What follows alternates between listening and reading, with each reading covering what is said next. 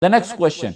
What's the best way to pray tahajjud, the number of the rak'at, and do I have to sleep before I get up for salah? She's asking, or he's asking, if they need to sleep before they get up tahajjud, and the method.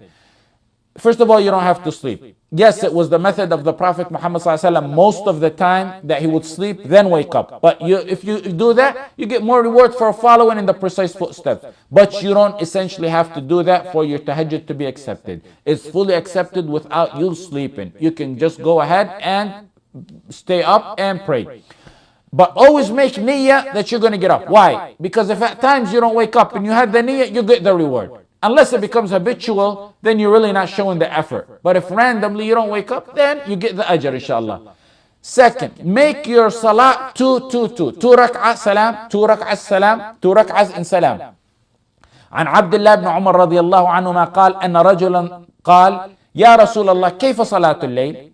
فقال صلى الله عليه وسلم مثنى مثنى فإذا خفت الصبح فأوتر بواحدة. Muttafaq alayhi in Sahih Bukhari and Muslim. The Prophet sallallahu alayhi wa sallam, Ibn Umar radiallahu anhu said, a man came to the Prophet Muhammad sallallahu alayhi wa sallam, said, how's the night prayer? The Prophet sallallahu alayhi wa sallam said, 2, and then 2, meaning 2 make salam, 2 make salam, 2 make salam, and then if you fear the morning to come, make witr, 1 rak'ah witr.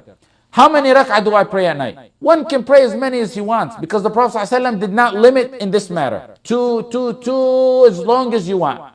Ibn Taymiyyah specifically talked about this matter and said, whoever says that there's a specific rak'ah in qiaam that you can't go over or under, then he has made a mistake.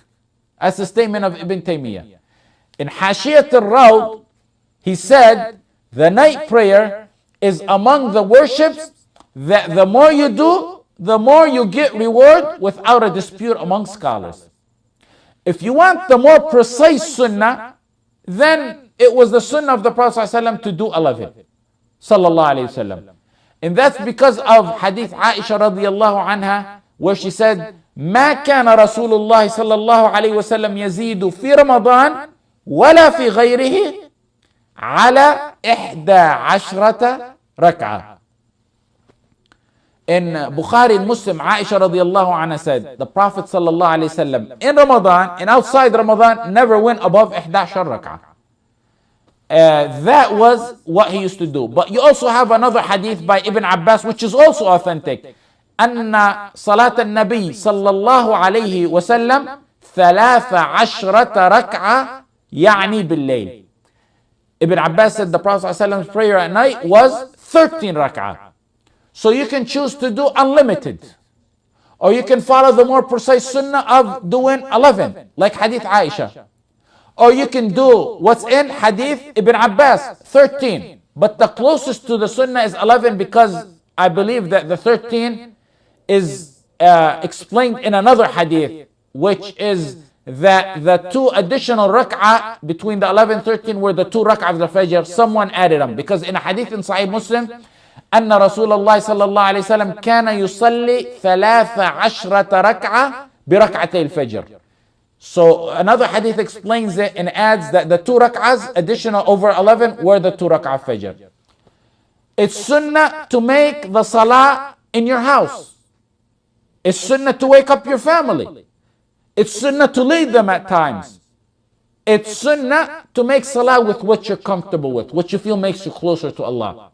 Read at times out loud and at times silent. That's the sunnah. The Prophet ﷺ told Abu Bakr at one time, raise your voice, and at one time he told Umar, lower your voice. If you pass by a verse that talks about the mercy of Allah, ask Him for His mercy. If you pass by a verse that talks about the punishment of Allah, seek refuge from that. If you pass by a verse that praises Allah, glorify Allah. Then end the night with witr, because the Prophet ﷺ used to end his night with it. He also said, اجعلوا آخر صلاتكم بالليل وترا. Make the end of your night prayer witr, as in Sahih al-Bukhari and in Muslim. Let's take the next. We got too many questions. Let's take the next question. You said in your lecture one of the first sunnah to be left out in qiaam is reciting out loud. Does this apply to women? What I mentioned wasn't really my statement, it was the statement of Ibn Umar radiallahu anhu. I said the first sunnah to be left out is qiaam, prayer, and raising your voice in the qiaam. So that's the statement of Ibn Umar radiallahu anhu, encouraging people to do qiyaam. Ibn al-Qayyim in Zad al-Ma'ad said that the Prophet ﷺ used to recite out loud sometimes and silent sometimes in qiyaam. This applies to women as well. This applies to women as well.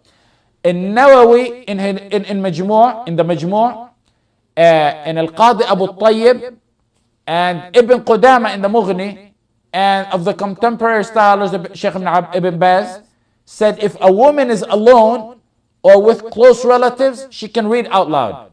That's whether she's praying alone or with other women. But of course, if there's foreign men who are not related, immediate relatives of her, then she shouldn't raise her voice in that. Okay, the next question is, Assalamu alaikum. I received a message from a sister. Please can Sheikh reply to this matter in either written or audio.